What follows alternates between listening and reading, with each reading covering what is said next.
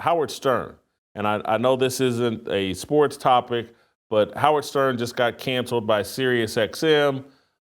They're not going to renew his contract. Howard Stern is perhaps the most fraudulent, disappointing media character. When Howard Stern was at the peak of his career, I saw the movie Private Parts. I read the book Private Parts. I had respect for Howard Stern. It's not that I thought he was the ultimate, but I thought he was authentic. He was politically incorrect. He was a shock jock, and he was the best at that. And then 10, 12, 15, this guy pivoted into this woke clown. And I think what I find fascinating here is that I think it's the return of Donald Trump and the sea change around Donald Trump that is why SiriusXM is moving off of Howard Stern. That the culture no longer supports something as inauthentic as Howard Stern, pretending he's some woke. And for some of you young people, I want to play a couple of clips just reminding people of who Howard Stern is. But before the last decade has spent pretending to be some Black Lives Matter woke clown. Here's Howard Stern. Let's play shot number 10. This is Howard Stern in blackface. Everything I'm going to say here tonight, so it's all right. Ain't that right, you smelly nigga? I didn't write that. Well, you is a smelly nigga. I got some more jokes for your New Year's Eve party there. You're not tired of this. And don't be racially offended, because Whoopi done wrote them for me, okay? Here we go. Go ahead. Black hole. Black hole. You're going to love this. Hey, look at that. What do I loves most about the Whoopi? Oh, yeah. Such a great timing. Hey, Robin, what does you call a black rocket scientist? I don't know, A Ted. nigga. Whoopi wrote it. Whoopi wrote it. Hey, did you happen to notice this? No, what this is that? This here's my mother, Mama Dancing. Why, she done working blackface, too. She must be very proud. Yeah. Now I know you really love me, Ted. You the man. I tell you, you the man. What done happened to Sherman's career? It's really over the end. I want you to give us a kiss, you smelly coghead coon. I love you. May I say something here? Mm-hmm. Oh, you can say whatever you want, you smelly nigga. Whoopi wrote that. That's it, Ted. You didn't know I was going to say that. Whoopi had no chance to write it. I don't accept that kind of language. You can call her whatever you want, but you don't talk to me that way or I'll leave. Well, don't let the door hit you on your big black ass, mama, on the way out of here. Now, where was I? That's Howard Stern. And we've seen a guy for the last 12 years pretend like he's some voice of integrity, morality, and Donald Trump and the MAGA movement are the worst people on the planet. Good riddance to Howard Stern. I made a point earlier this week that I'll reiterate. There are certain people that have more freedom than everyone else here in America. They can get away with what Howard Stern just had done and put on tape and be in good standing and be celebrated and sign $100 million contracts despite that. And then there are other people that couldn't recover from that. And no one would. Anyway, Steve, do you have any thoughts of Howard Stern? Were you a fan, supporter? What do you think of his exit from center stage?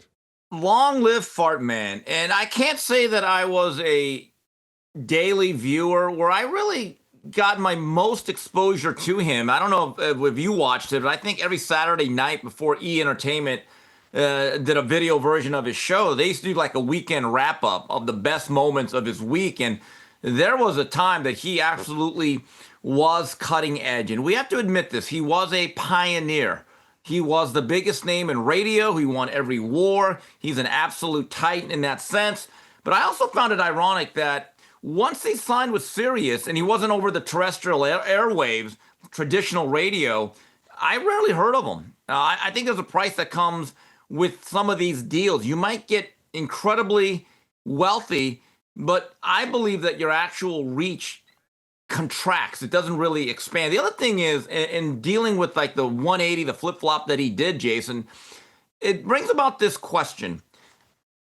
Should we be suspicious of anybody that goes out of their way to be really preachy about race and to almost always sell you on how racist they're not, and like the fake moral outrage that they now espouse?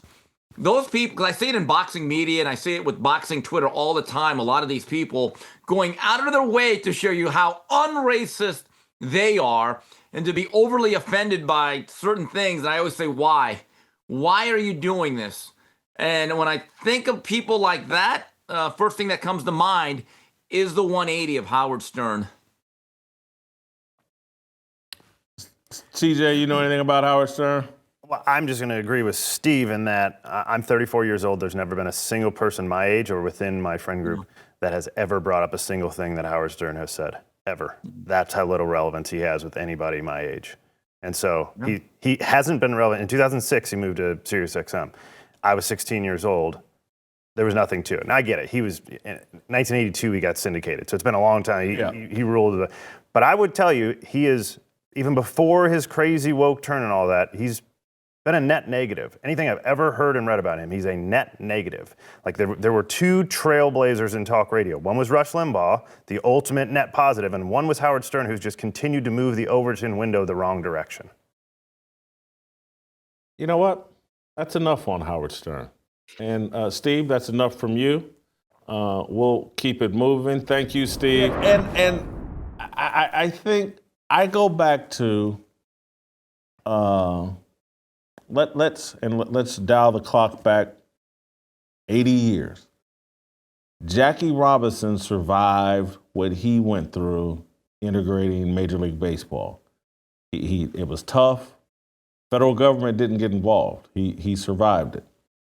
Caitlin Clark is going to have to survive this. And I think we can be sympathetic and we can certainly point it out, and we can point out some of these women are driven solely by jealousy. Some of them are jealousy and racism, and we should call them out. And that the real repercussion should be media rebuke, not the federal government.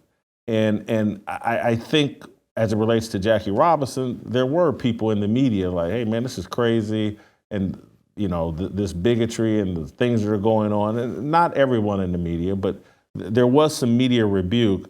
But if Jackie Robinson can survive what he went through and Michael Jordan can survive what he went through, and the ladies want to be treated, pay us what you owe us, treat us like men. This goes along with being treated like a man. I think the media thing's overblown at this point. I think fans are in their ear and a way louder voice than the media. The media can write stories and they don't care. I think it's the fans and their social media that would have a way bigger impact than any story the media could write. Well, the fans are doing that. That's what I mean. And the reason, though, is the reason why fans have taken it into their own hands is because the media won't. The media is not. The media, I'm talking about ESPN, corporate, mainstream media, has contributed to the hostility around Caitlin Clark because they come up with obviously false narratives like, hey, well, Angel Reese, didn't want to be a rival of Caitlin Clark's, or Angel Reese only did this, trolled her because Caitlin Clark did it to Louisville. They're just lying. And they, the whole little bogus narrative that Angel Reese is on the same level as Caitlin Clark. The media could have put all that down and been like, come on, man, everybody knows why we're watching this game. And look, Kathy Engelbert, the WNBA commissioner, could shut all that down. But she hasn't. And that's where I have sympathy for Sean's contention is like, man, Kathy Engelbert isn't even taking steps to quiet this down, the hostility around her star player. She's actually, to some degree, leaning into it and saying, I did this and the league was blah, blah. Now you got a gift from Caitlin Clark. But yeah, I do think the fans have taken things into their own hands because they don't have a voice in the mainstream media. Help us grow the Fearless Army. Pound that like button, subscribe to the channel, and share this video with all your fearless friends.